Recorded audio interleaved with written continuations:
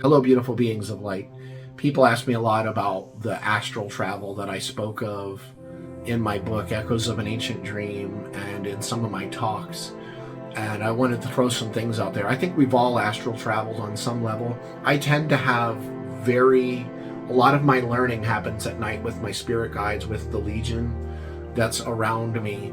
Most of that learning happens at night. It also happens often when I'm speaking or toning. I'm literally pulled out of my body and I'm watching myself as these halls of learning, for lack of a better word, are happening. As a child, it was pretty normal for me, and probably for you, to go and essentially, lack of a better word, fly over my home, fly over the farm across the street to the county woods behind that. This is in southern New Jersey. Interestingly, there was a little jail there. There was a fire, a place called Shady Lane. There was a fire prevention school. There was a nursing home that my grandmother volunteered at, and I spent a lot of time at the nursing home, literally holding the hands of dying seniors whose families literally never came to see them. But they would show up real quick when they were dead, and they needed to collect on the insurance and get whatever was left of the possessions. It was a horrifying thing for me to see. But I'm absolutely, incredibly, deep gratitude for that. Chills, God bumps. But I would often fly over the county woods. I would fly over and find places in my dream state, in my out-of-body experiences, with the silver cord connected, which is funny. I didn't recognize the cord until a couple of years into me doing this. And I would find little clearings in different places, and I would walk to it the next day. I would challenge myself to find it. And I always found what I had first scouted in my OBEs. Amazing. Funny thing about this is, when I did start spending a lot of time in New York City, and at one period of time was living in the East Village in Manhattan. This is back in 1990, 91. I started taking some classes at the Silva method. I was studying with Gabrielle Roth. I was doing Course in Miracles group. This is in my late teens with Marianne Williamson. Just before and right as A Return to Love was coming out. And at the New York Open Center, and then her talks at Town Hall just off Times Square. But I also started experimenting with the Monroe Institute and out-of-body travel, etc., astral travel. I was doing astral travel really more often, honestly, with the Silva method and their metronome meditations, etc. But funny, when I learned some of the things that the Monroe Institute were teaching, and I'm not saying they're wrong, it was just that it's always been my way.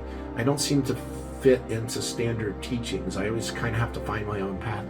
All of a sudden, I lost my ability for a while, and I had to unlearn what I had learned from Monroe Institute, which I'm glad I don't remember a lot of that stuff now. Not because, who knows, it's amazing work, obviously.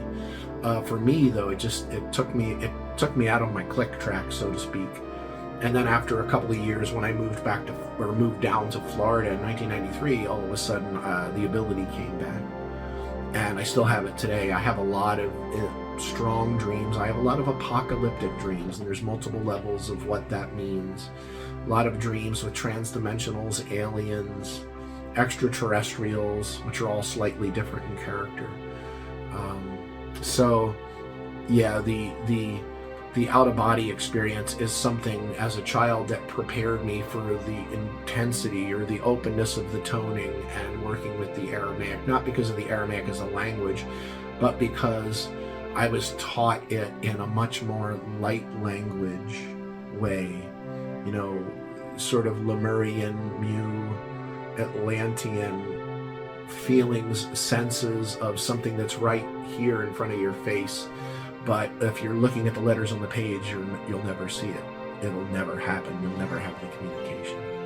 So I just wanted to throw this out just to shed a little light on. I'll put more videos about astral travel out there, but it's really time for people to recognize that you've probably been doing this your whole life. You just didn't realize it. And for me, it was awesome to live on the edge of the Pine Barrens, and to be able to have these amazing traveling experiences was pretty awesome.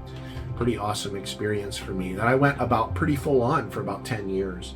And then I kind of lost it for about 3, maybe 2.5 years. And then when I did move from New Jersey down to Florida in '93, it started coming back again, which is really cool. Anyway, thank you all so much for watching. Subscribe to my channel if you like it or love it. I don't care. All I care about is that if you love it, watch it. If you hate it, watch it. I'm not here to placate you. I'm just here to express who I am. Go to DaleAllenHoffman.com. Get on my email list. We're always sending out amazing stuff. Amazing retreat coming up in July at Elohi on Old Cherokee land in North Georgia mountains. We're going to be doing, essentially baptism at the base of a 100-foot mountain. Breath work that goes back thousands of years. Literally, I'm going to take you, at least give you the opportunity of getting to the eye of the needle. But even though I can take you there to it, I can't get you to go through. You can lead the horse to water, can't make it drink. And it's pretty common that in a room full of people, several of them will kind of pussyfoot around and, not do what's required to get through it. So that's okay. That's fine. We'll have more videos about what the eye of the needle is as well. I love you all so dearly. Stay open. And in the words of Rick Steves, keep on traveling.